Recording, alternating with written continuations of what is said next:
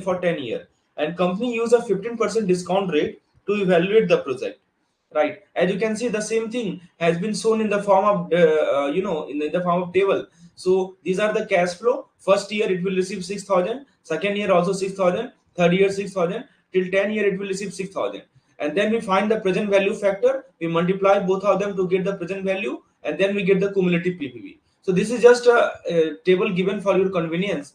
Now the question is, which of the following statement is correct about the project payback period? Very good question, right? Which statement is correct regarding the project payback period?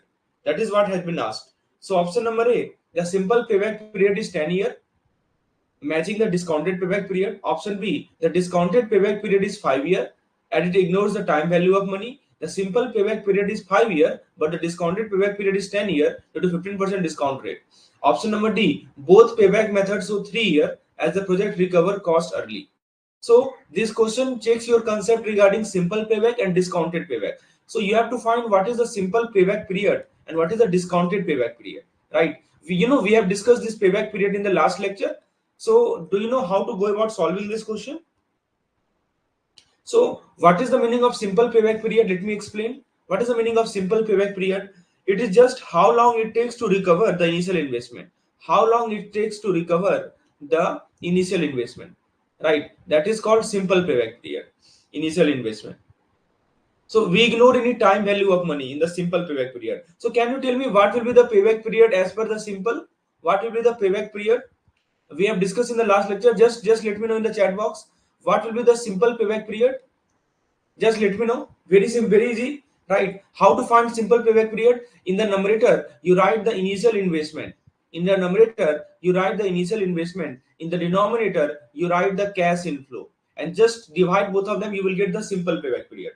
So please tell me how much it is.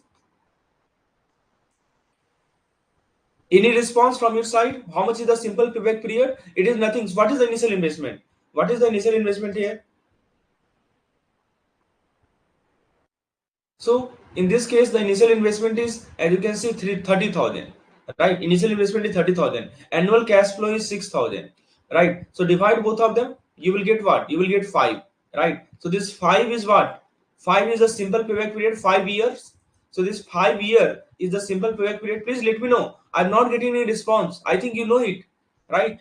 I think you know how to calculate the simple payback period. So just you have to divide the initial investment by the cash inflow. So this 5 year is what we call the simple payback period. Now come back to the discounted payback period, right? This one is new. Let me explain how to find the discounted payback period. If you have any doubt anywhere, please let me know, right? So if you talk about the discounted payback period, it is little different. The demerit of simple payback period was that it does not take time value of money into consideration. But if we talk about this discounted payback period, let me write it down. Discounted payback period method, it takes time value into consideration. It takes the time value of money, right? Time value of money. It means that future cash inflow are worth less than cash inflow today. So we need to discount. And what is the discounting rate? 15%. And that is what has been done in this particular table, right?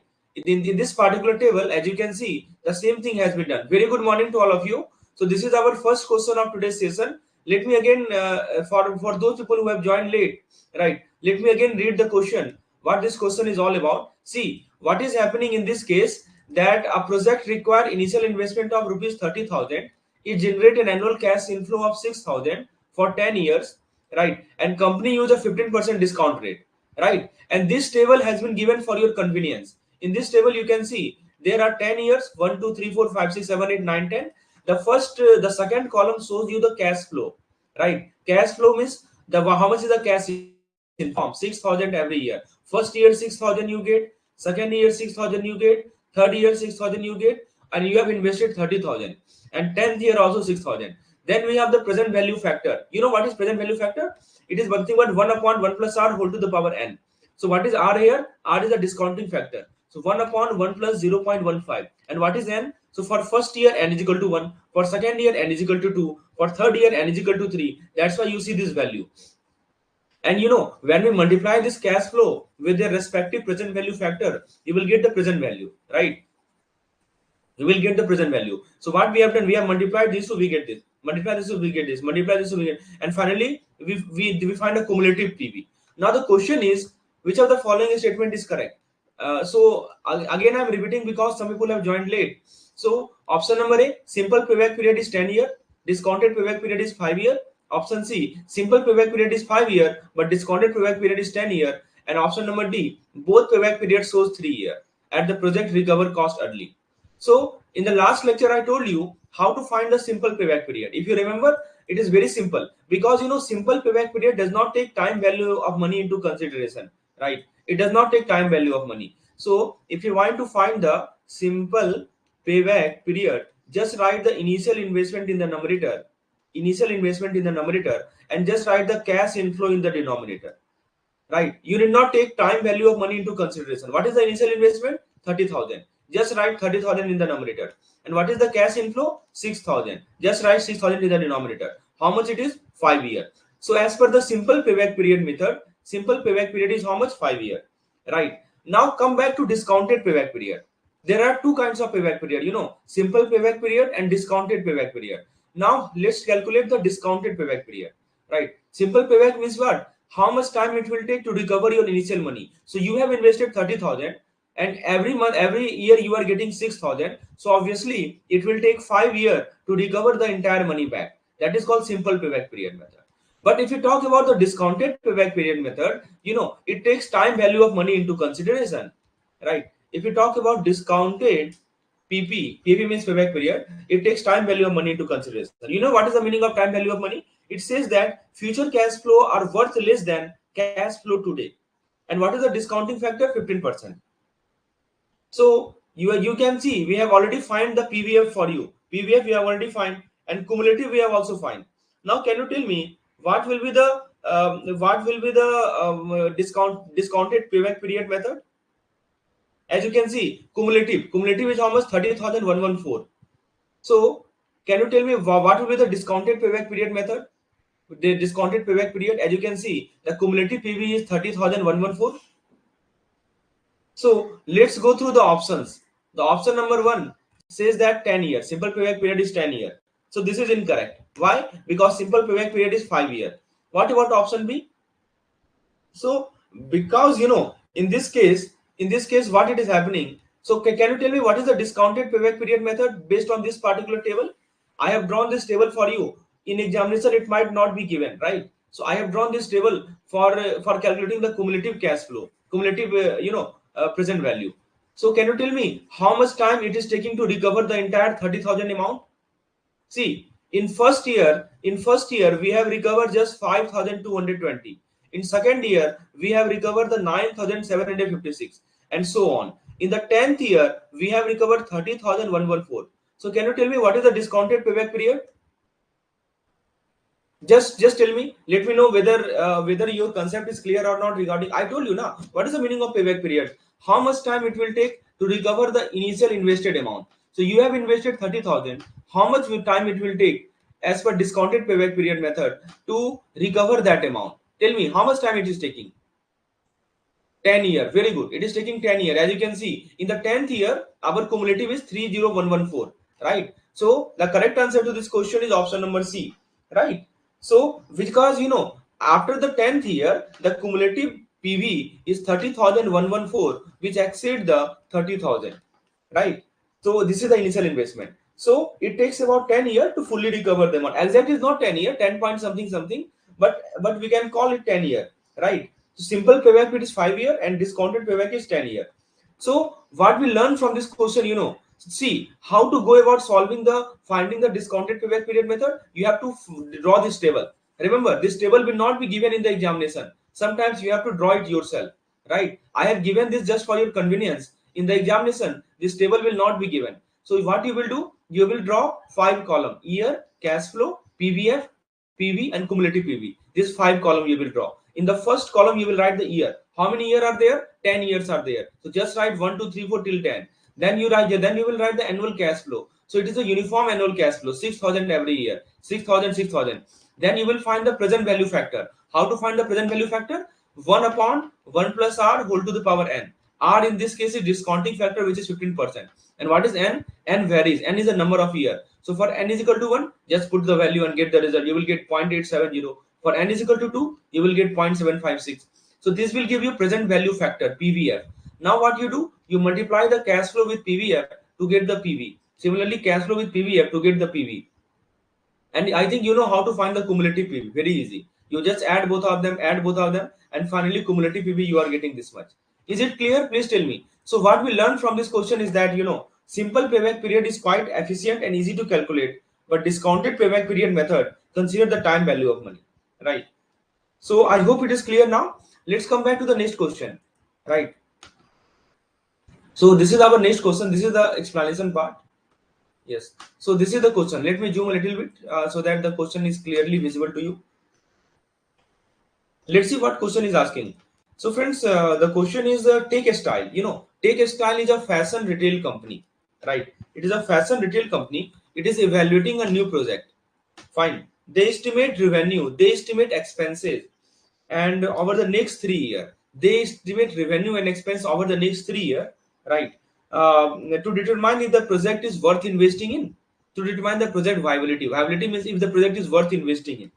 They prefer using methods, right, that are based on accounting information, right, that is easy to access and familiar to the business world, rather than relying on the long term cash flow projection. So that is the question.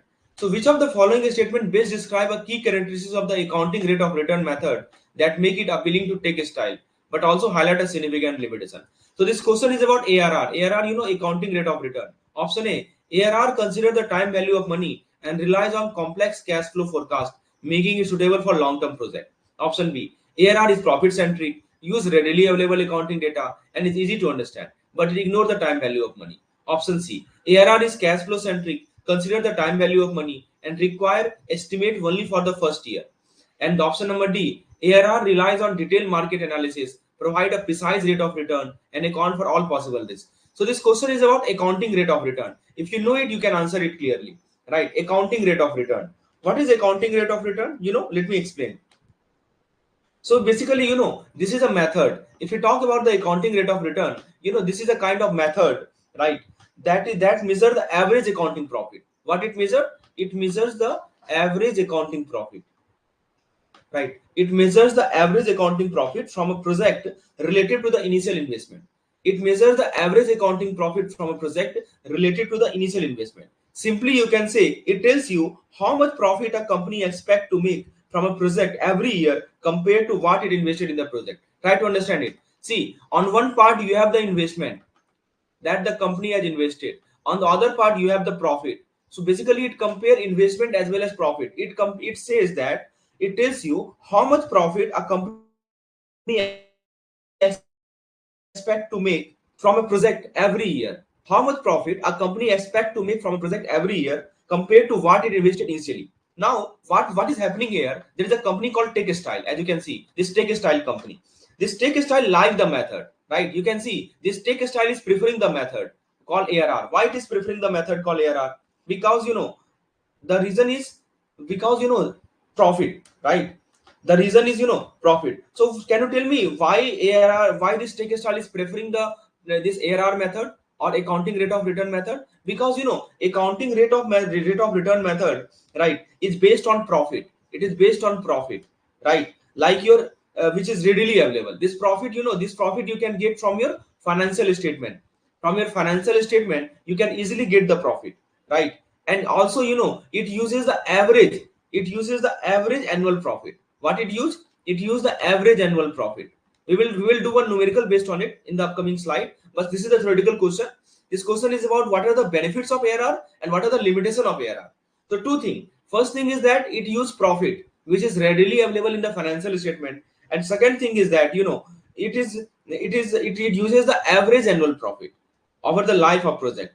And so what is the formula for calculating ARR? It is very simple. In the numerator, you write the average annual profit, and in the denominator, you write the initial investment. This is how we calculate ARR, accounting rate of return. Average annual profit upon initial investment. Now, can you tell me the answer? What is the key characteristics of ARR and what is the limitation of ARR? One question, both have been given. Limitation as well as characteristics. Can you tell me the answer of this?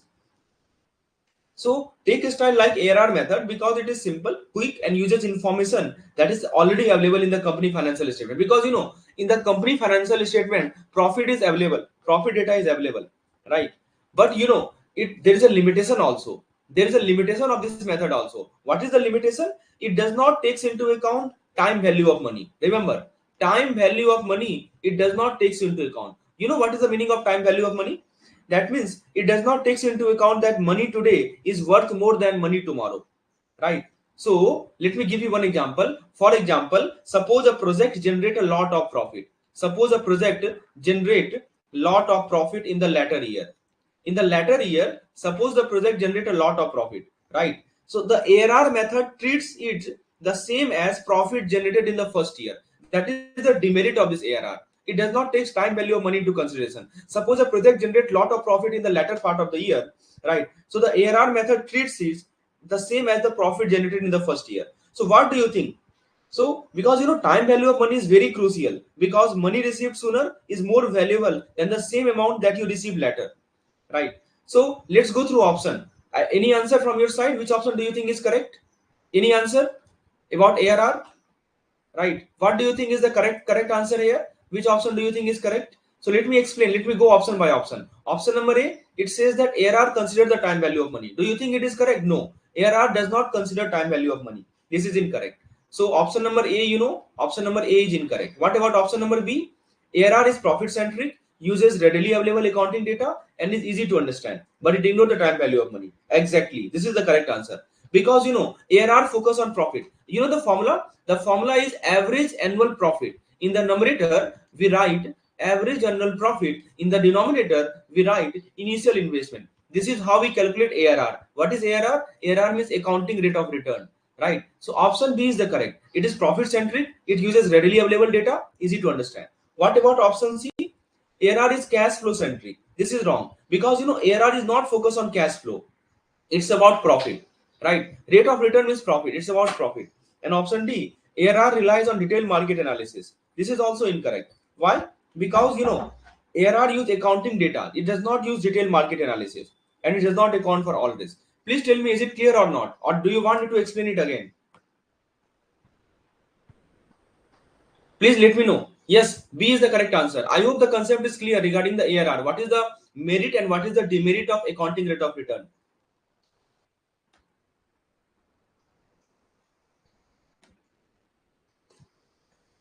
In examination, what happened that they ask you some questions like limitations and merits of ARR. So what we learned from this question, what is learning from this question, that ARR is simple, accounting rate of return method is simple, it is profit based,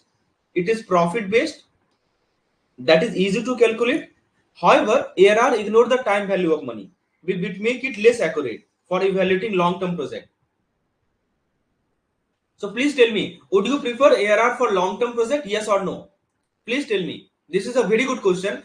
क्या आप accounting rate of return method को long term project के लिए prefer करेंगे? Yes or no? Please type in the chat box. Would you prefer accounting rate of return method for long term project? What do you think? Yes or no? So the answer is no. You will not prefer it. आप नहीं prefer करेंगे. Why? Because long term, because ARR does not take time value of money into consideration, right? ARR, accounting rate of return, ignores the time value of money, which make it less accurate for evaluating long term project. And it is very good for company like TechStyle. For this type of company called TechStyle, it is very good method. It is very perfect method because it is a simple method based on the available data, but it is not ideal for project that has spent many years or have cash inflow that come later, right? I hope that is clear now. Now, friends, let's come back to this question. Now, this is a numerical based question based on error. I hope everyone has pen, paper and calculator. सभी के पास pen paper calculator होना चाहिए, तभी जाके इस question को आप solve कर पाएंगे. आइए देखते हैं इस क्वेश्चन को. So what the question is asking, there is a scenario presented before you. The question is, that A Limited, they invested 3 lakh rupees in a project that has 3-year lifetime and salvage value of rupees 90,000. Annual profit before depreciation is 1,50,000 and depreciation is 70,000 rupees per year. So, there are 3 methods of calculating ARR: version 1, version 2, version 3. So version 1 is about annual basis. So using annual basis of ARR, what is the ARR for year number 3? So this is what you have to calculate. You have to calculate the accounting rate of return for year number 3.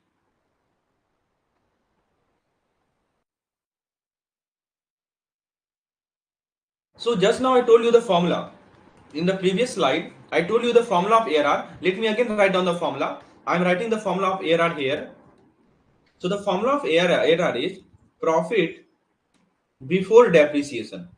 Profit before depreciation divided by investment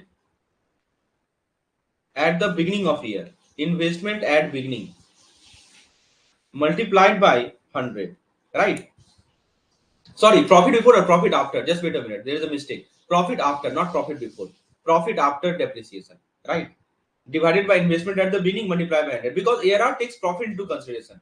In the case of payback period method, in place of profit, we take what? We take, right, investment divided by cash flow. But here we are taking profit, right? Now you have to apply this formula to calculate the ARR. So can you calculate it for me? How much value you are getting?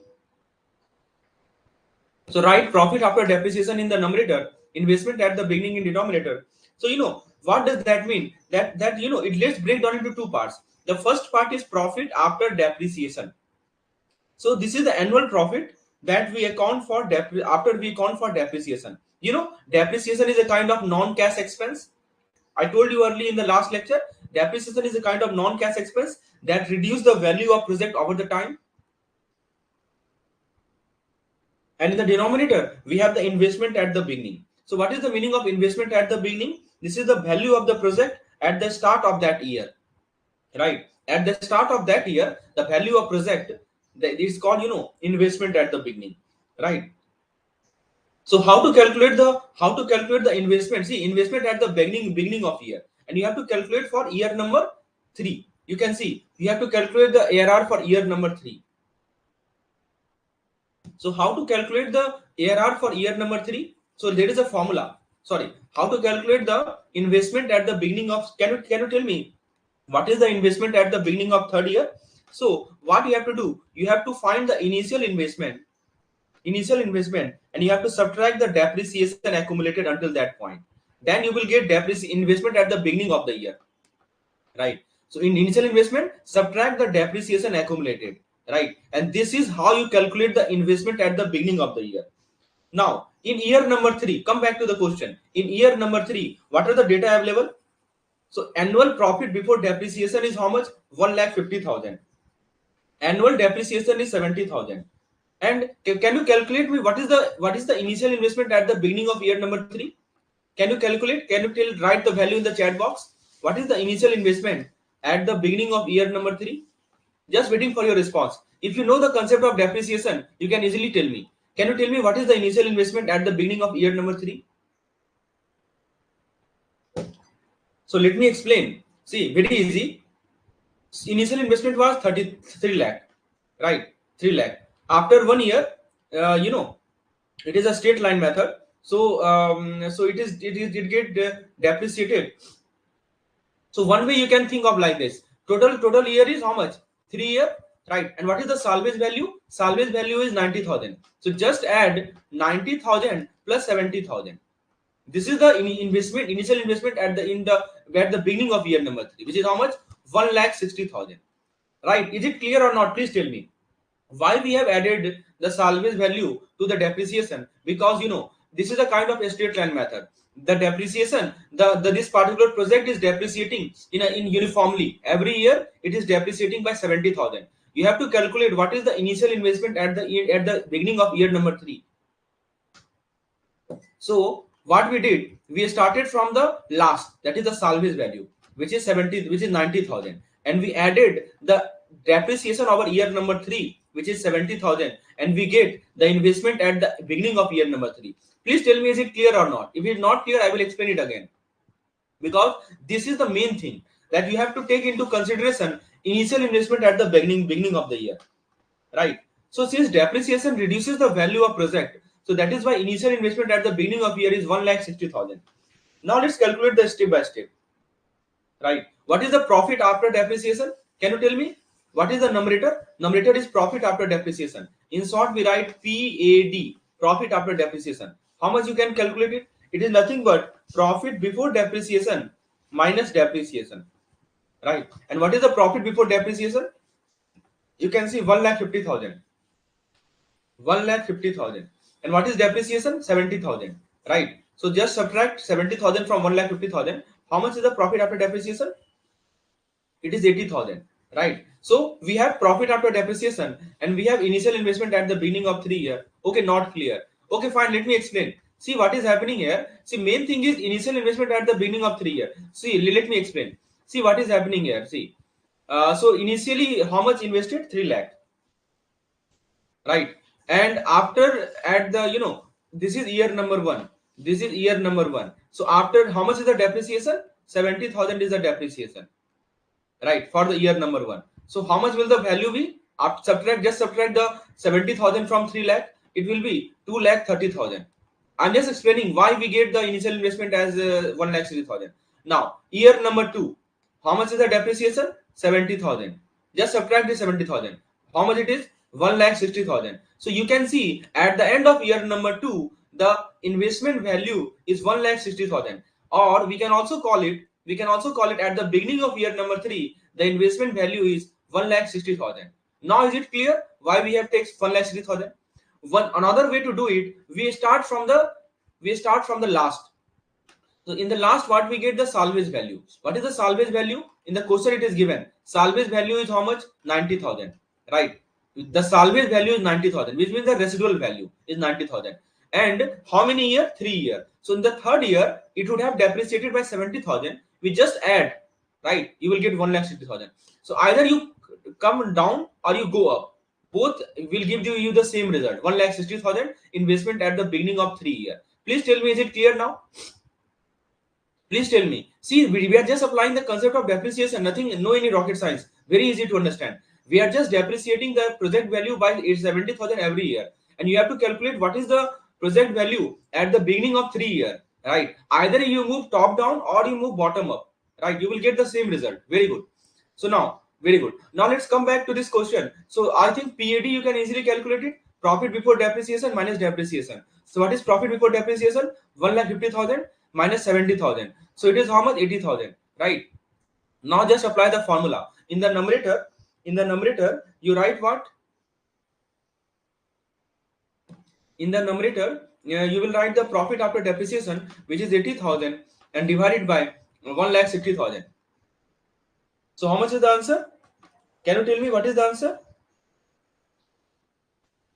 It is 50%, right? So the answer is option number C, right? Is it clear or not? Please let me know. This concept is very, very important. No, it is C, because profit after depreciation is profit before depreciation minus depreciation, right?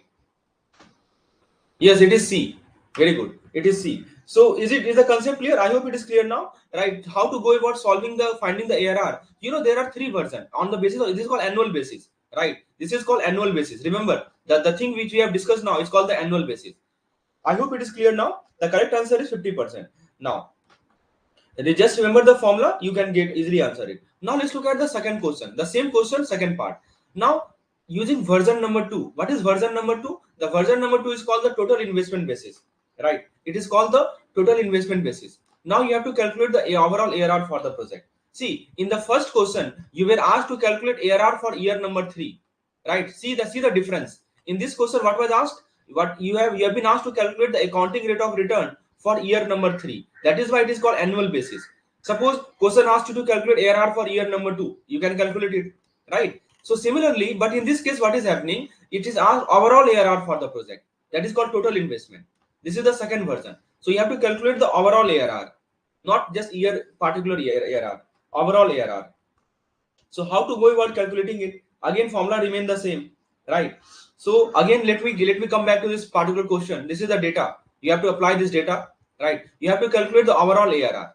So you have to just apply this data to calculate the overall ARR, which is the version 2 of the ARR method. So the key difference between the version 2 is that we treat the total investment as fixed, ignoring the depreciation. We don't take depreciation into account. We take the total investment as fixed, right? That is one of the key difference of the version number 2. So the formula remains the same. What is the formula to calculate the accounting rate of return? In the numerator, we write the average annual profit. Average annual profit. In that case, we were not taking average annual profit. We are just taking the profit. But in this case, we are taking average annual profit, and we will divide by the total initial investment. Total initial investment, and multiply it by 100. Right. So this is the formula we will use for version number 2. So what is the average annual? What is the average? Oh, one answer I'm getting 34.78. Let me check whether it is correct or not. So can you tell me what is the average annual profit? So the problem tells us that annual profit after depreciation, right? Okay. So annual profit after depreciation is how much? Annual profit after depreciation is 80,000 per year, isn't it? Just subtract these two, 80,000 per year, right? So it means that average annual profit is how much? 80,000, right? And what is the initial investment? 3 lakh. So just write 80,000 in the numerator and just write 3 lakh in the denominator and just multiply it by 100. How much you are getting? Please tell me. See this thing. You have to understand that what is the formula? Average annual profit, because we are taking total investment, right? Since we are taking total investment, so we will write the average annual profit divided by the total investment,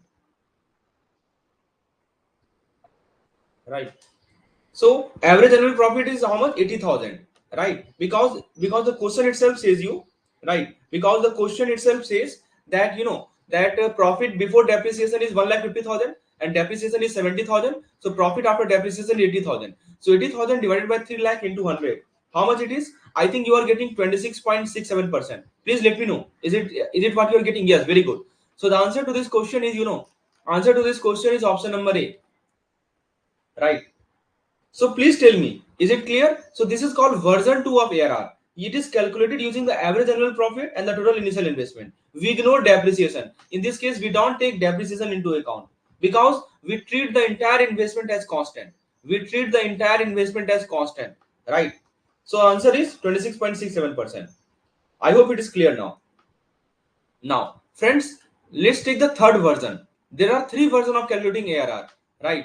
If you have any doubt, any place, please just you can ask for me, because this is an interactive session. The main benefit of this session is that you can ask your doubt, right? I will clear it. So now let's look at the third version of the ARR, that is called average investment basis.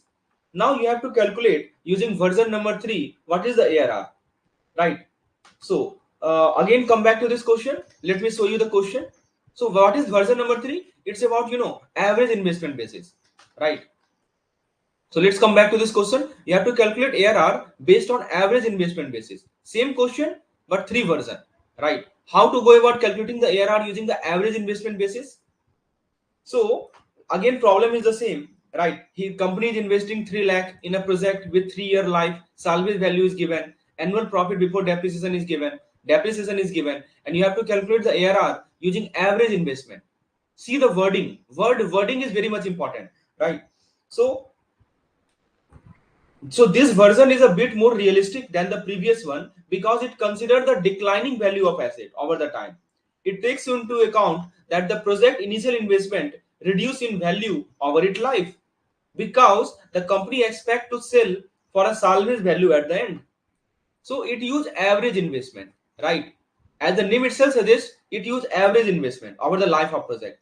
How to find the average investment, right? And can you tell me how to find the average investment? So the formula is very simple. To calculate ARR, in the numerator, you will write the average annual profit. You will write the average annual profit. But in the denominator, you will write the average investment. That is the difference. In the previous case, we have just taken the total investment. We have not taken the average investment. But since this is average investment, so in the denominator, we will take the average investment. So do you know how to go about calculating the average investment? You know how to find the average investment of anything? Right? See, it is very simple to understand. You can see that what is our initial investment? Initial investment is what? Initial investment is 3 lakh, right? So initial investment is how much? 3 lakh. This is the initial value. And what is the final value which remains after 3 years, which is called salvage value, which is 90,000. This is the final value which remains, right? So how to find the average investment? Very simple. Average, initial plus final divided by 2. That is how you find the average, right? So average is equal to initial plus final divided by 2. So initial is how much? 3 lakh. Final is how much? 90,000. Divide both by 2. So how much it is? 1,95,000. You know how to find the average, right? So initial investment and the final value that remains, right? That is called salvage value. So that is the point. That is what you have to understand. Plus the salvage value and then divide by 2. You have to get, then you will get the average investment, right? So is it clear now? So average investment is 1,95,000. And what is the our numerator? Our numerator is average annual profit. How to find the average annual profit? So you can see annual profit before depreciation is 1,50,000 and depreciation is 70,000. So just subtract both of them. This will give you annual profit after depreciation. How much it is? 80,000. Right? It is 80,000. Is it clear? So it is 80,000. Now friends, in the numerator, we will write 80,000. In the denominator, we will write 1,95,000 multiplied by 100 to get the percentage. Can you tell me what value are you getting? Please let me know what value are you getting. In the numerator, just write 80,000. In the denominator, just write, 1,95,000. So what is the value you are getting? Please let me know. So I am getting, 41.03%. Please tell me, are you getting the same? So 41.03%, right? So this is the value, right? So let me come back to this question. So this is the third question, as you can see. So the answer is 41.03%, right? So this is called ARR value number three. Average investment basis. So right now, let's summarize the learning from the three ARR. Right. So this is the summary. There are three versions of calculating the ARR. Yes, very good. So version number one, which is annual basis. What we did in the what? Let me again write on the formula. How did we calculate the ARR based on version number one? That is on annual basis. What was the formula which were used? You remember the formula? In the case of ARR number one, in a particular year, it shows the yearly performance, right? It will ask you to calculate what is the ARR over year two, what is ARR over year one, what is ARR over year three. That is called yearly performance. So that is what we write profit after depreciation in the numerator, and we write the initial investment at the beginning of the year, right? Initial investment at the beginning of year, at beginning into 100. This is what we use to calculate version number one. Version number two is about the total investment. How did we calculate? We write the average annual profit. We write the average annual profit and we divide by the initial investment, total investment. Total investment. It is simpler but less accurate because it ignores the depreciation multiplied by 100. This is the version number two. And version number three, just now we have seen in the numerator, we write average annual profit, and in the denominator, what we do, we write average investment and multiply it by 100. So it is more balanced. It considers the asset value reduction. So these are the summary of the three versions which we have just discussed. Please tell me, is this three version clear? Because question will be asked. One case study is sure short asked every year from this ARR, accounting rate of return. It checks your understanding whether, so whenever 1 year ARR is asked for year number one, year number two, year number three, go for version number one. Whenever average investment is asked, then go for version number three, right? And whenever that total based on total investment is asked, go for version number two. So just one case study. I hope it is clear. Very good. Now friends, one question for you, right? Let me give you one question to solve. Now this question you try yourself, right? Let me check where your understanding, how much you have understand a company. So let me check your understanding. So the question is, a company invest 10 lakh in a project and earn total profit after tax and depreciation of 4,60,000 over 5 years. The salvage value of machinery at the end of 5 years is 80,000. So what is ARR if calculated using the initial investment method, right?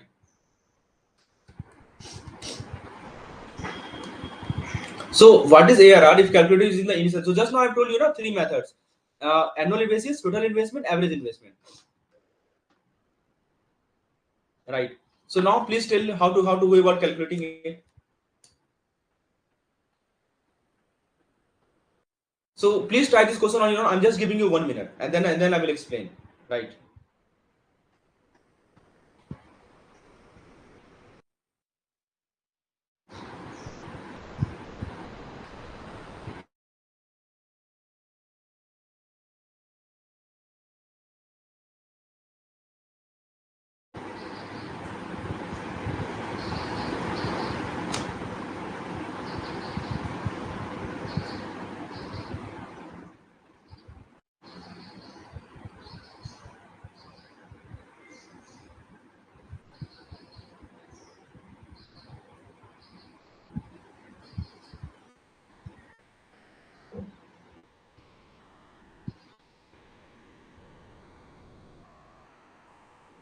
Okay, fine. Sufficient time. I think you might have calculated it.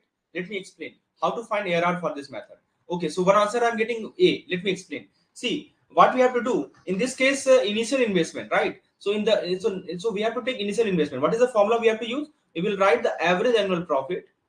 Average annual profit. We divide it by the initial investment. Sorry for my handwriting. Just understand initial investment multiplied by 100, right? So this is how we calculate the ARR, accounting rate of return. Now what is important to note is that this method does not consider things like time value of money or the salvage value of machinery, right? So now let's calculate the average annual profit. What is the average annual profit? So total profit after tax and depreciation is given 4,60,000 over 5 years, right? So this is total depreciation, total PAD for 5 years. So what is the average annual profit? It is nothing but 4,60,000 divided by 5, because this is our total 5 year. So what is our one average? How to find the average for 1 year, right? So basically divided by 5. So how much it is? 92,000. So your average annual profit is, I hope everyone have calculated, because once you solve yourself and then see the explanation, this is the best way of learning. If you don't solve it, then you will not understand it, because numerical question can be best understood if you solve it first yourself. That is why I give you time to calculate it, so you will know your mistake from what went wrong, and you will not commit the same mistake in the examination, right? So let's come back to this question. So 4,60,000, which is our total profit, just divided by 5, this will give you the average, which is how much? 92,000. I hope that makes sense to you. We are just taking the total profit and dividing it by the number of year to get the average profit per year, right? Now we have to calculate the ARR. Initial investment is given 10 lakh. Just apply the formula. In the numerator, we will write 92,000. In the denominator, we will write 10 lakh and just multiply it by 100. Very good. One answer I have got, 9.2%. Very good. Excellent. Right. I hope it is clear now. 9.2% is the answer. I hope everyone, yes, everyone is getting 9.2. Very good to see that all of you have understood. Right. So this is our version number 2. This is our version number 2. Right. ARR, I hope the concept is clear now. If any doubt, please raise the question. I hope it is clear. Very easy to understand this ARR concept. Now, friends, let's try this one. The same company now want to compute ARR using average investment, which consider the salvage value of 80,000. So, what is the ARR using average investment? Please tell me. Just giving you 1 minute to solve. So, using average investment, the same company want to compute ARR. Salvage value is 80,000. What is ARR using average investment? Let's come back to this data. This is the data, and salvage value they have given 80,000. Right? They want to calculate using average investment method. Can you do the calculation? How much percentage you are getting using average investment method?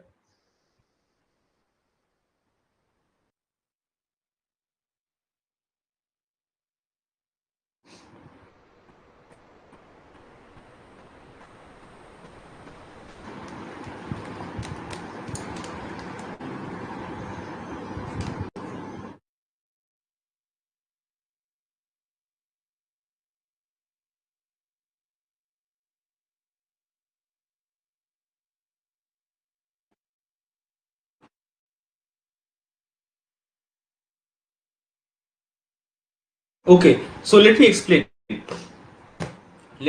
how to go about calculating it, the average using the average investment method. So basically in this case what will happen, that our average annual profit will remain the same, right? Which is how much? 92,000. Just now we have calculated average annual profit is remain the same, which is 92,000. But but in this case, see, I think there is one thing. I think there one mistake we have done in the previous question. Let me explain that. I have wrongly calculated the average, right? So what is the exact formula to calculate the average? Let me explain. See how to go about calculating the average. I think one mistake I have done in the previous case. Let me correct that mistake here. See, whenever we want to calculate the average in this case, see what is happening here. Let me explain using a graph. So using this graph, you can easily understand. See what is happening here. So this is this is a linear decrease. Initial value is how much? Initial value. This please try to understand this thing. Very very important. So initial value is how much? 10 lakh, right? So just let me down 10 lakh, right? Let me write it down there, 10 lakh. And what is the final value? There is one mistake we have done in the last question. I'm just correcting it. And the final value is 80,000. This is the final value. And we want to calculate the average, right? We want to calculate the average. Do you know how to calculate the average of this? So basically using the graph you can easily understand it. So let me use this particular space to make you clear, right, how to find the average of this case, right, because we have to calculate average investment, right. So graphical way is the best way to understand it. So suppose this is the graph, right, initial value is how much, 10 lakh, final value is how much, somewhere here 80,000, 80K, right, we have to find the average. So we have to find middle point. What is the middle point, right? And this one, suppose this is the middle point, suppose this is X, this is middle point, this is what we are interested in finding, right? So how to find the middle point? It is very simple. Please try to understand how to find the middle point. First of all, what we will do, see, this middle point, right, this middle point will be somewhere middle of this 10 lakh and 80,000, right. So this is somewhere middle of it, 10 lakh and 80,000, right. So what we will do, this one is, so right, see what is happening here, this one is okay, let me erase it, because in the book they have directly given you the formula, but I'm explaining why that formula came, because once you understand the reason behind that formula you can easily understand. So this one is how much, 10 lakh, this height which I have drawn by red color, and this one is how much, 80K, right, 80,000, right. So how much is this much, let me use different color, right, how much is this much, I'm using the green color, how much is this, it is nothing but 10 lakh minus 80,000, isn't it? Which I have drawn by green color, 10 lakh minus 80,000. And the midpoint of it, this is the midpoint. So you just divide it by 2, right? So 10 lakh minus 80,000 divided by 2, this is the midpoint, right? So how much it is? Just calculate 10 lakh minus 80,000. It is 9 lakh, 9 lakh 20,000. There is one mistake which we have done in the previous question. I am correcting it. So 9 lakh 20,000 divided by 2. How much it is? It is, 4 lakh 60,000. 4 lakh 60,000, right. So basically what is this, that this much height, try to understand this, very very important, this much height is how much, 4 lakh 60,000, but we are interested in this much. So what we need to do, we need to add this one, right, we need to add this one, and this one is how much, 80,000. So this plus this is equal to this. So 4 lakh 60,000 plus 80,000, this will give you what, 5 lakh 40,000, and this is our average investment. The answer is 5 lakh 40,000 is the average investment. I think one mistake was there in the previous question, right? That is what I am telling you. In your book they have written down the formula like this: half of 10 lakh minus 80,000 and plus 80,000. This formula they have given, right? How did we get this formula? That is what I have explained using this graph. So this is the average investment. So this is how much, 9 lakh 20,000 divided by 2 plus 80,000. So it is how much, 4 lakh 60,000 plus 80,000. It is how much, 5 lakh 40,000. So this is your average investment, right? And what is your average profit? Average profit is 92,000, I think. Yes. So 92,000 divided by 5 lakh 40,000 multiplied by 100, right? So how much it is? 17.04%. Yeah, 17.04% is the correct answer, right? The previous question, it was some mistake. I will again correct it, right? So this is how, this formula you have to use, right? So whenever you want to find the average investment, suppose initially they have invested I1, right? And the salvage value is suppose I2.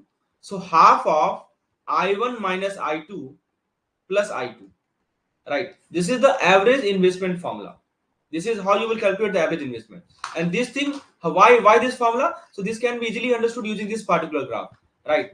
The graph which I have drawn here. So no need to go into that deep. Just remember this formula, right? You will that will be enough. So whenever you have to find the average investment, just apply this formula: half of I1 minus I2 plus I2. What is I1? I1 is the initial investment. What is I2? I2 is the salvage value, right? And that is all. That will work. Okay. Now friends, let's see the next one. So this is one question, right? Let's come back to this question. What is happening here, that Jeta Corp, right? So basically in this question you can see Jeta Corporation is evaluating a weird project, unconventional project, right? With the cash flow pattern. You can see first year they are getting, they are losing 100, suppose it is crore, right? All data in crores, in $1,000,000. So first year they are losing $100 million in the zero year. It means they have invested, right? They have invested $100 million. You know what is the meaning of this zero? Negative. Negative means, the cash is going out of the company. So it means they have invested this, right? In the first year, the cash inflow is $320 million. In the second year, they are losing this much. In the third year, they are getting this much, right? So it start negative, then jump to positive, and then dip negative again, right? Then what happened? The finance team calculate the project IRR, IRR, internal rate of return, right? And got two answer. They got two answer. The first answer they got 15%, and the second answer they got 40%. They are getting two internal rate of return, right? But when they calculated NPV, what is NPV? NPV means net present value, right? So when they calculated NPV, right, at 10% WACC, which is called weighted average cost of capital, 10% WACC, right? They got a negative NPV. So question is, what is the most critical limitation of relying solely on IRR for decision making in this scenario? Option A, IRR ignore the project scale. Option B, multiple IRR arise due to non-conventional cash flow. Option C, IRR assume in reinvestment at project rate. And option D, IRR conflict with NPV when cash flow change sign. Right. So basically, question is regarding the limitation of IRR. That is what it asks you. So you know what is the meaning of IRR, internal rate of return? Right. Let me explain. IRR, internal rate of return is the rate at which NPV becomes zero. I think you must have learned this in your AFM, JIB AFM, right? So when net present value you equate to zero, then that rate of return is called IRR, right? So that is exactly what is happening here. See, they are jumping, right? So now you can see earlier it is negative, then it become positive, then again it become negative, then again positive. This is called jumping, right? Moving up, moving down, moving up, moving down. So you can see this cash flow is jumping, right? This is called non-conventional cash flow pattern. What it is called? Non-unconventional cash flow pattern, right? So when this happen, IRR does not give us just one number. Rather, it gives multiple IRR. You see, on one time it is giving you 15%. On one time it is giving you 40%. So they will give you multiple IRR, right? Which is super confusing. You may think, wow, I am getting 40% return, but hold on, your NPV at WACC is 10%, which is destroying the value, which is negative, right? Which is destroying the value.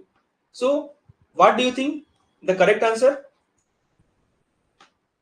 What do you think the correct answer? Option number A. So see, option number B, that multiple IRR arise due to non-conventional cash flow complicating interpretation. Most critical limitation of relying solely on IRR, right? IRR can mislead you, right?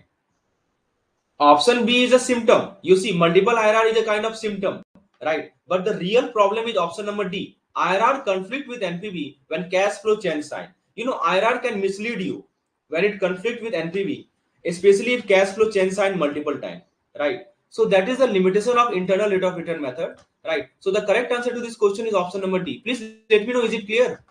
So that is one of the critical limitation of this internal rate of return, that it conflict with NPV when cash flow changes the sign. As you can see in this case, sometime it is jumping, sometime it is going down, going up, that's it. So IRR is not always reliable if cash flow are irregular. This is called irregular cash flow. So NPV is your gold standard. It tells you whether value is created at your real cost of capital or not, right? So that is what this question explained. I hope everything is clear. I'm not getting any response. Okay, I'm again explaining. See, what is happening in this case, that cash flow is varying. Sometime it is negative, sometime it is positive, right? So internal rate of return means what? Internal rate of return is a way of calculating the investment return, right? So what you do, you equate NPV to zero. NPV, net present value. NPV is the net present value. How to calculate the NPV? It is nothing but summation of CI upon 1 plus RI to the power n. I is equal to 1 to I is equal to n is equal to 0 minus CI is equal to 0. So we will discuss it later how to calculate the NPV. So you equate NPV to 0. Corresponding rate of return is called internal rate of return. What happened whenever in those cases, whenever cash flow changes sign, see, here it is negative, here it is positive, again negative, again positive. In such case, what happened? You will get two IRR, you will get multiple IRR, means more than one IRR, right? You may see that your return is 40%, but actually it is not. So in that case, NPV always gives you the real value. So remember, this is a limitation of internal rate of return, that in unconventional cash flow, internal rate of return does not work, right? Internal rate of return does not work. Rather, we have to rely on NPV, net present value. right? So in the upcoming session, we will discuss that how to find the net present value of a case, because this is super important, right? So I hope the limitation is clear to you, right? So this is the point, that multiple IRR is the symptom. The core issue is IRR potential to mislead, right? So that is the point. Now let's look at this question. This is another question based on the same discussion which we have just done now. So it is what is happening here, that Take X Limited is evaluating a project with the following cash flow. Company cost of capital is 100%. We will discuss what is WACC. I will just discuss in the upcoming lecture. And the project IRR is 25%. But the finance team is concerned that assuming reinvestment as 25% is unrealistic, right? So here you see the cash flow. Again, earlier it was negative, then this is a conventional, not unconventional. This is a conventional cash flow. Means initially you have invested $200 million, and in first year you are getting $150. In second year, this is your cash inflow. In third year, this is your cash inflow. Right. So this is this Take X Limited evaluating a project. Right. Cost of capital is given. Project IRR is 25%. Internal rate of return is 25%. But the finance team is concerned that assuming reinvestment at 25% is unrealistic, right? So question is, what is the primary advantage of using MIRR? This is called modified internal rate of return, our IRR. One is IRR, internal rate of return, other is MIRR, which is called modified internal rate of return. So option number A, it says that MIRR eliminate multiple IRR issue by adjusting for unconventional cash flow. Option B, MIRR assume reinvestment at the cost of capital, making it more realistic. Option C, MIRR always gives a higher return than IRR. And option D, MIRR ignore the terminal value, simplifying the calculation, right? So this question will tell you what is the advantage of modified internal rate of return over internal rate of return. See, IRR. IRR tells you the rate of return at which your project NPV, at which your project net present value will be equal to zero, right? That rate of return at which your NPV equal to zero, that is called IRR. But IRR quietly assume that every rupee or every dollar you earn get reinvested at the same rate, right? This is one of the assumption of IRR. It assumes that whatever rupee you earn, right? Whatever rupee you earn, right? It get reinvested at the same rate. So suppose IRR is what, 25%. So suppose IRR is 25%, it assumes that you are reinvesting at 25%. It may sound unrealistic, because it is unrealistic. In real life, what happened? Company invest at their WACC. Company reinvest at their weighted average cost of capital. What is the WACC? Weighted average cost of capital. How to find it? I will just tell you in the upcoming slide. Right. So what happened in the real life? That company don't invest at 25%. They invest at the weighted average cost of capital. Reinvest, which is how much? 10% here. That is your real world return from the reinvestment, right? So this is where modified internal rate of return steps in like a hero, right? So it says, let's be practical, let's reinvest at the company cost of capital, not some high dreamy IRR, right? So MIRR say, let's be practical, let's not be unrealistic. What MIRR say, that let's reinvest at the company cost of capital, right? Which is not some high dreamy IRR. This IRR is very high, 25%. So while IRR shows an optimistic, it shows an optimistic picture. It shows an optimistic picture, but MIRR gives you a realistic picture, right? So what is the correct answer now? Can you tell me? What is the advantage of MIRR over IRR in this scenario? Option number A, MIRR eliminate the multiple IRR issue by adjusting for unconventional cash flow. No, this is wrong. That is what NPV does. That is done by NPV, net present value, right? So what about option B? MIRR assume reinvestment at the cost of capital. Yes, this is the correct. See, IRR reinvesting at 25% is optimistic. It looks optimistic, but it's not realistic. So MIRR say that rate reinvest at the cost of capital, which is 10%, right? We should reinvest at the cost of capital. That is what make it more realistic. Option number C, MIRR always give a high return. No, this is wrong. And MIRR ignore terminal value. No, this is also not wrong. This is also wrong because it takes terminal value into consideration, right? So this is one of the advantage of having MIRR over IRR, right? That is called modified internal rate of return. So it assumes that reinvestment should be at the cost of capital. It should not be at the IRR, right? So that is what it explained regarding the MIRR. Now let's look at one more concept. So till now we have discussed the two limitation of IRR. The first limitation was in the case of unconventional cash flow in the previous question, right? In the case of unconventional cash flow, NPV always work better. And second question we have just discussed that realistic assumption, unrealistic assumption. This is one of the limitation of IRR, right? Now let's look at this particular case. Now let's look at this particular case. Here also you can see the cash flow are, what is happening in this case. As you can see that let's look at a construction project. The cash flow is in $1,000,000. Initially they have invested $500 million. First year they have got $800 million. Second year 300 minus 300. That is they have their cash outflow. And third year is $200 million. They have get this much. Now this project has two IRR, 12% and 28%, right? And the company finance team is scratching their head, causing confusion, right? But they also calculate the MIRR and they get MIRR at 15% using WACC is equal to 10%. Now the question is, why does MIRR provide a better decision making tool as compared to IRR? Option number A, MIRR remove ambiguity by providing a single rate. Option B, MIRR always matches NPV, eliminating the conflict in project evaluation.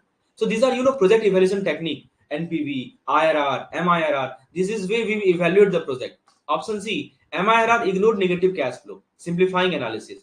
Option D, MIRR uses a zero discount rate. So question is why does MIRR provide a more reliable decision criteria, right? So suppose what is happening here, suppose you are baking a cake. Suppose you are baking a cake. You check two recipe book, right? One say bake for 12 minutes, another say bake for 28 minutes, right? You are confused. Will it be undercooked or burned? That is what happened with the multiple IRR, right? Suppose you are baking a cake. You look two recipe book. One recipe book say that you should bake for 12 minutes. Another recipe book say you should bake for 28 minutes. You are confused that will it be overburned or will it be undercooked, right? So that is what happened with the multiple IRR, right? This IRR can give more than one answer when cash flow changes direction. In this case, you can see initially it is negative, it become positive. Again negative, it become positive. So cash flow is changing the direction, right? So IRR can give more than two values, right? More than one value. So that is where MIRR steps in, like your trusted grandma recipe. MIRR say, don't worry, I have considered everything: inflation, reinvestment, cost, and here is one solid answer you can rely on. So can you tell me what is the main advantage of MIRR? Is it A, B, C, or D? Just waiting for your response. What is the main advantage of MIRR? Why MIRR is a more reliable decision criteria? What do you think is the answer of this? I hope I have explained this thing. What is one of the main advantages of MIRR over IRR? Option A, it removes the confusion, that it removes ambiguity. No. Answer is option number A, right? The answer is option number A.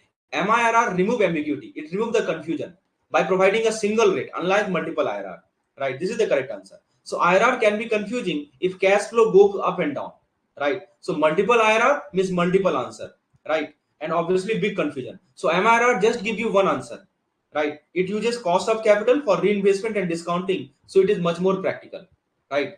So it used two things, MIRR used two things. It used WACC, which is weighted average cost of capital, right? And discounting. So it is much more reliable. So always trust MIRR when things get messy. That is the point. Now come back to this question. Now this one is a little different. Here you have to calculate the profitability index, right? So we have discussed what is MIRR, what is IRR, what is the advantage of MIRR over IRR, and what is why NPV, net present value, they have a big advantage over IRR. Now come back to this question. See what is happening in this case, that three projects have been given, A, B, and C, right? So Protec Limited is evaluating. Let me zoom a little bit. Right. Protec Limited is evaluating three manufacturing projects, A, B, and C. For project A, initial investment 5 lakh, discounted cash inflow 6 lakh, profitability index they have given. B, C they have given. All every data have been given. Right. Now what happened? The CFO say go for project A because the PI is the highest. The CEO say that project no. Project B gives us 12 lakh in return. Right. It gives us 12 lakh in the return. that is double of what A give. Now the question is, which of the following explain why profitability index might not be the sole criteria for project selection, right? So which project to choose, right? Option number A, PI ignore absolute return, favoring a small project with high ratio of a larger one. PI means profitability index. PI assume constant reinvestment rate, which may distort ranking in dynamic market. Option number C, project with PI less than 1 can still be profitable depending on cash flow timing. And option number D, net present value is always better than PI regardless of project scale. This PI, which means profitability index, is another way of evaluating the project. This is another way to evaluate the project, right?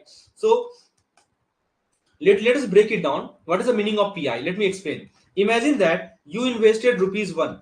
You have invested 1 rupees and you get back 1.20, right? That is great, right? You have invested 1, you have get 1.20 back. So PI tells us it is the return per 1 rupees invested.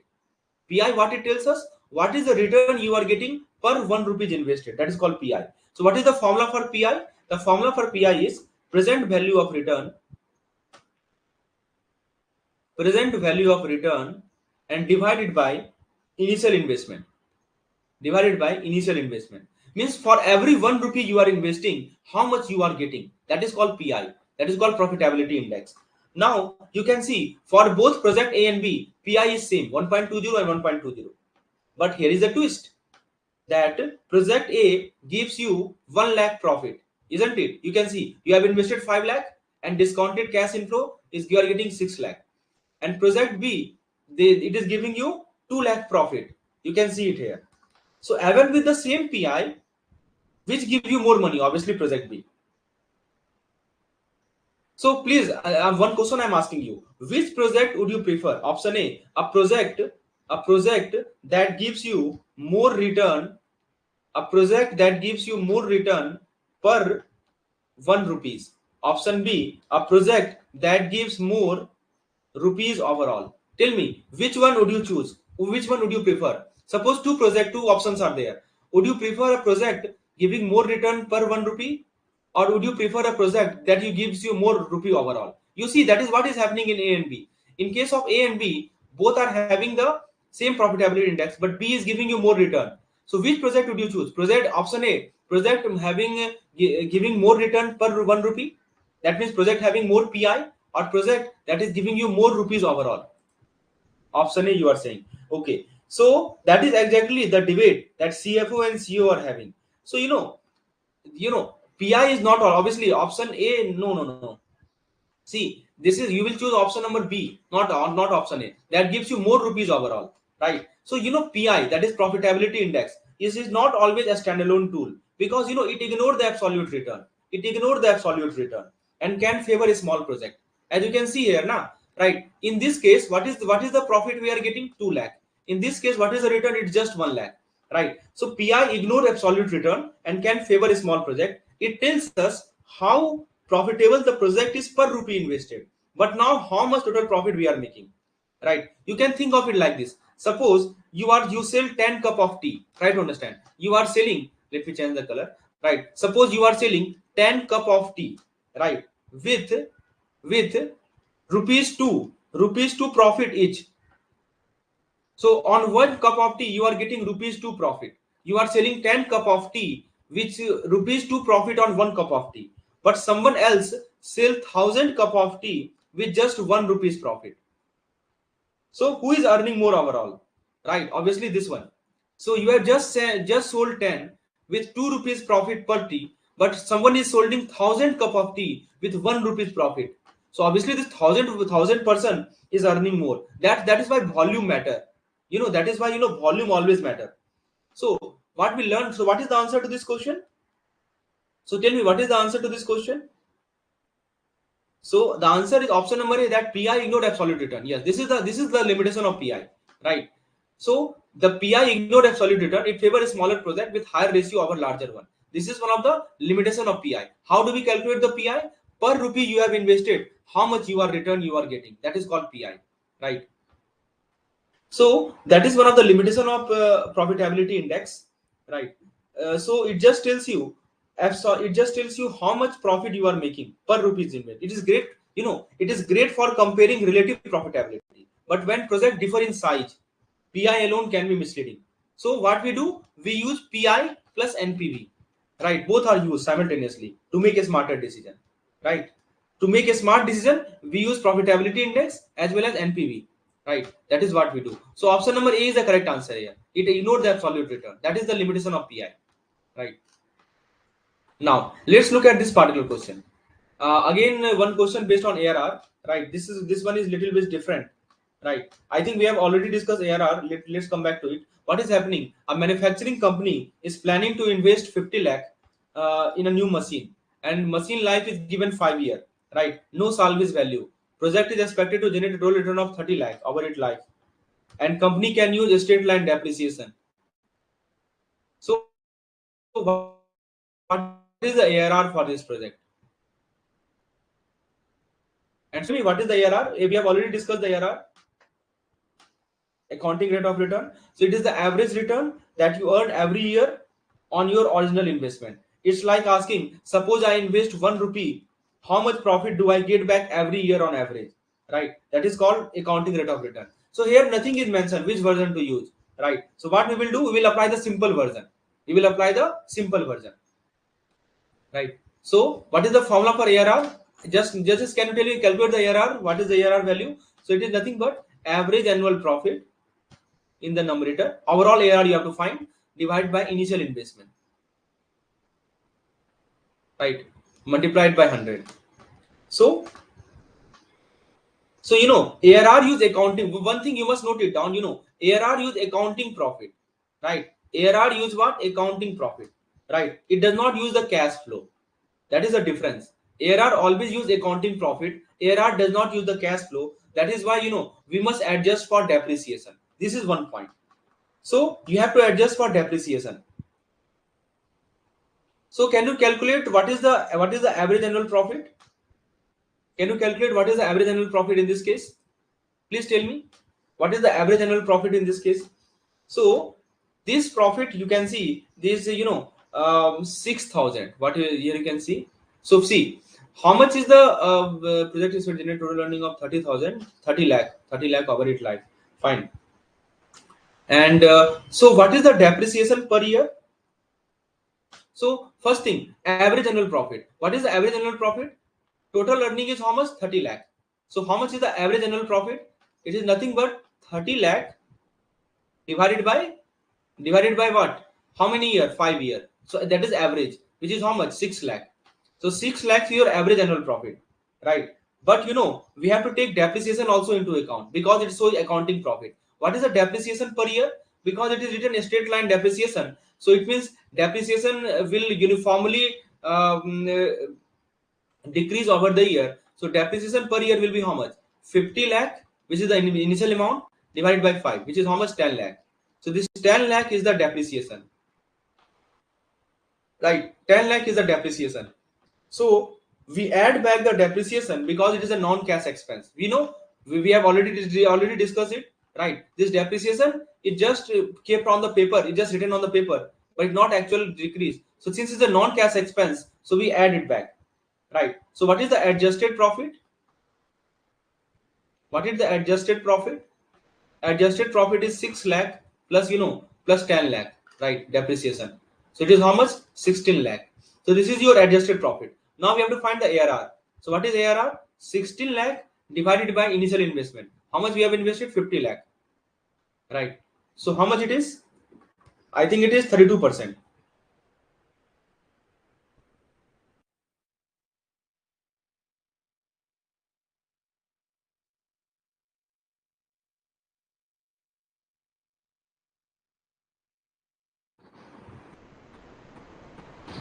Right, 32% will be more accurate here. Right. So I think there is some mistake in the option. So this way you have to calculate it is 32%. And what is the benchmark? It is 15%. So you should accept the project. Right. Minimum required ARR is 15%. You should accept the project. You will add back the depreciation to calculate the adjusted profit. And that is how we calculate the ARR in this particular case.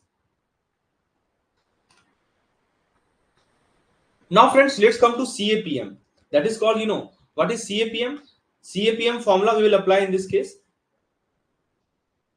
So what is happening here? That imagine that you are a venture capitalist, right? Someone who invests in risky startup, and you are hoping for a return. So here you can see risk-free rate they have given is 4%, expected market return is 12%, and beta value they have given is 1.8, right? So using CAPM, what return should you demand from this startup to compensate for its risk? So what is CAPM? CAPM, is capital asset pricing model. Capital asset pricing model. So it helps investor answer this question, that how much return should I expect for taking on the extra risk? This venture capitalist is taking the extra risk. So obviously, since they are taking extra risk, so they should get the extra return, right? So this CAPM tells the answer, that how much return should I expect for taking the extra risk. So can you tell me how to go about calculating the extra risk? Basically, there is a formula. There is a formula to calculate the CAPM. So the formula is, it is very simple. That it says that required return. It says required return, which is RE. RE is equal to risk-free return plus beta multiplied by market return minus risk-free rate. Right. So this formula you have to apply. So now in this case, what is what is the meaning of risk-free return? So can you apply the formula? Just put the value. So what is the risk-free return? Risk-free return means what you earn with zero risk. There are some investment where risk is zero, like government bond is there, right? That is risk-free rate. And what is the market return? So in short, we can also write it like this: RE is equal to RF plus beta multiplied by RM minus RF. So this is the formula. So what is market return? Market return means what you expect from the entire market. And what is the risk rate? We have already discussed. What is this beta? Beta, this means how much riskier the stock is as compared to the market, right? So just you have to plug in the value. So the formula is RF plus beta multiplied by RM minus RF. So what is RF here? So RF is 4%. What is beta? Beta is 1.8. What is RM? This is 12%. What is RF? RF is again 4%. So how much you are getting? Okay. So let me explain. See, 4% plus 1.8 times 8%. So 1.8 times 8, how much it is? 14.4%. So the answer is 18.4%, right? So option number B is the answer, right? So this formula you have to remember to calculate the adjusted required rate of return, right? So this is the minimum return that investors should demand. Minimum return based on the risk they are taking. How much return they should demand? 18.4% return they should demand. So CAPM, what is the implication of CAPM? It shows you the minimum return that investor should expect based on the risk they are taking. And if beta increase, higher the beta, higher the required return. RE will increase, right? So that is the point. Just this formula and you can answer it question. This is the formula we have used. Now let's look at this question. So basically, investor is comparing two stock. This is called CAPM. CAPM stock comparison, right? Capital. What is the full form of CAPM? Remember? Capital asset pricing model. Now friends, come back to this question. Let's say you are investor checking out two options. Stock A is there in utility company, very stable, beta is 0.6, and stock B is there in the biotech firm, and which is high growth and beta is also higher, 1.5. So market condition given, risk-free rate is 5% and market return is 10%. So which of these has the highest expected return? Which statement is correct based on the CAPM, right? So CAPM answer, if I take more risk, how much more return should I expect, right? So option number A, that stock A has higher expected return because it is less volatile. Option number B, stock B required return is 12.5%. Option C, both having the same return. Option D, stock A required return is negative. So can you calculate the rate of return? Just apply the formula. Yes, 18.4 is the correct answer in the to the previous question, right? I think you are answering the previous one. Very good. Now, can you calculate here what is the required rate of return for stock B and stock A? First of all, let's calculate stock A. So for stock A, RE is equal to risk-free rate is 5% plus beta is 0.6 multiplied by multiplied by RM is 10%. 10% minus 5%. So how much it is? So 10 minus 5 is 5. 0.6 of 5 is 0.6 of 5 is 3, right? So 5 plus 3, it is 8%. For stock A, it is 8%. What about stock B? What about stock B? For stock B, beta they have given it 0.5, right? So RE is equal to 5% plus 1.5 multiplied by 10% minus 5%. So how much it is? It is 5% plus 7.5%, right? I think it is 12.5%. So you can see for stock A, RE is 8%, and for stock B, RE is 12.5%. So stock B should offer at least 12.5% return to match its risk. And stock A is low risk, low return as expected. So now tell me which option is correct? Is it A, B, C, and D?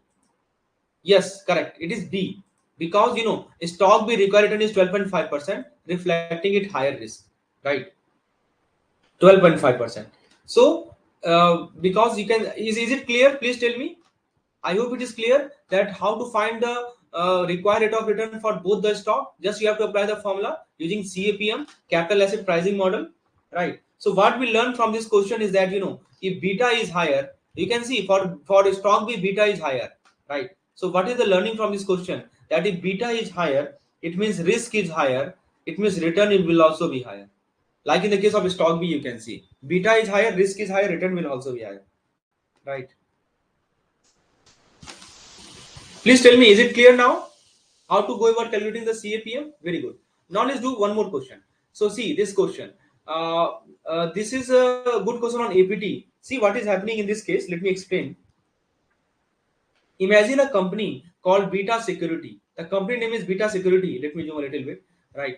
And it is evaluating a stock. So this is now we are evaluating a stock. We are doing evaluation of a stock, right? They are evaluating a stock using arbitrage pricing theory, using APT, which unlike CAPM use multiple economic factor. CAPM only use one economic factor, while this APT use multiple economic factor. Like you can see GDP growth, inflation rate, gold price, stock market index return. These are the multiple factors to calculate the expected return.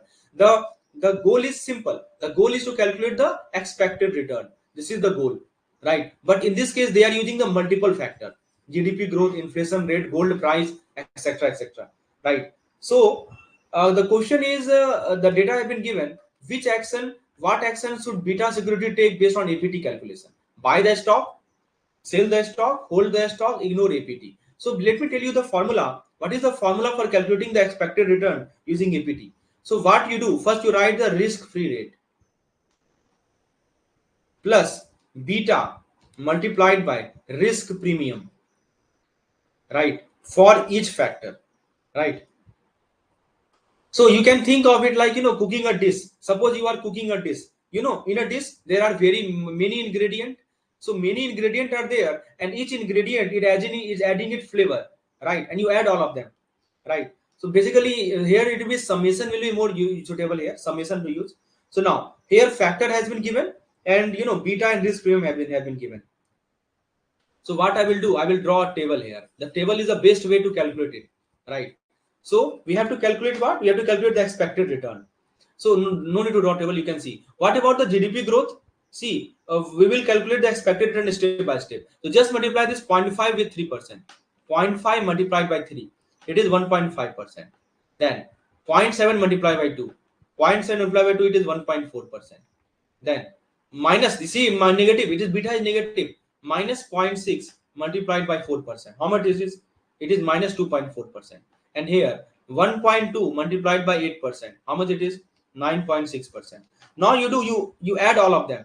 You add all of them, and you have to add what this risk-free rate 2%. So first write risk-free rate 2% plus 1.5 plus 1.4 plus, so minus 2.4 plus 9.6. What is the final answer? Tell me what value you are getting. This is the formula to calculate the risk required return using APT, arbitrage pricing theory, right? So multiply beta with the risk premium, add all of them, and you also add the risk free rate. So 2 plus 1.5 is 3.5, 3.5 plus 1.5 is 4.9, and plus 9.6 minus 2.4. So I am getting 14.6. Are you also getting the same? I hope you are also getting the same, 14.6. So this is what you get, risk expected return.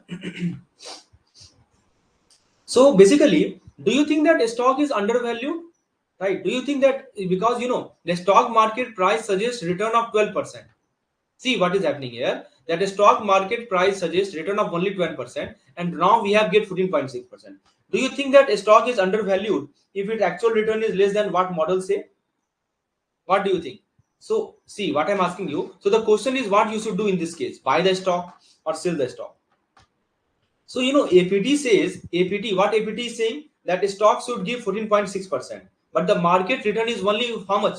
12%. So isn't it an arbitrage opportunity? It is an arbitrage opportunity, right? You know what is the meaning of arbitrage? In BFM we have learned the arbitrage, right? So the stock is undervalued, right? The APT is telling that return should be 14.6%, but the market price is suggesting the return of only 12%. So here we can take the arbitrage opportunity.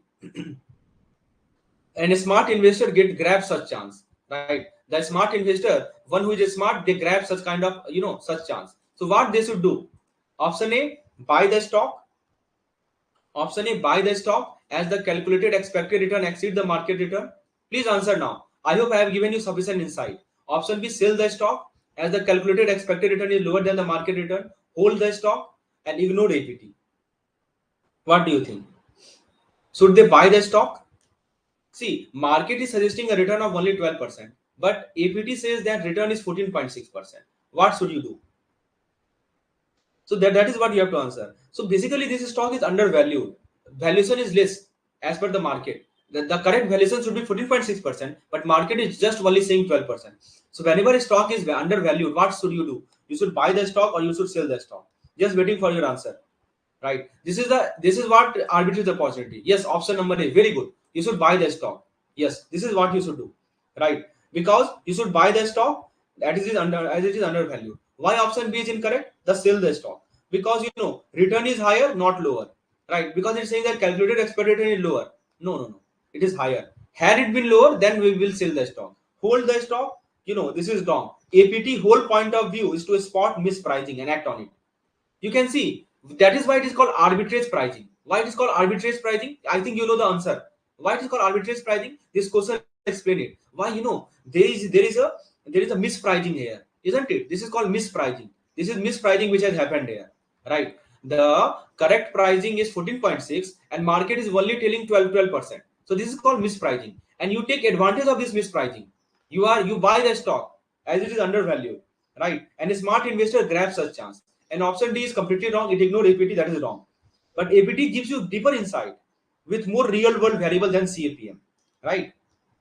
Please tell me, is this concept clear or not regarding APT? I have given you every dimension of APT, right? That how you can calculate the required rate of return, why it is good as so if I ask you which method is more good, CAPM or APT, what would your answer would be? Which method is more would you prefer? CAPM, that capital asset pricing model, or this arbitrage pricing theory? Tell me which method is more preferable, and why it is called arbitrage pricing? Because it takes advantage of mispricing, right? Undervalued stock, like you can see in this particular question, right? Very good. So friends, that's all for today, right? We have covered starting from accounting rate of return, IRR, NPV, right? Net present value, and we have seen CAPM, right? Yes, obviously arbitrage pricing model is very good, is very good in comparison to the CAPM model, right?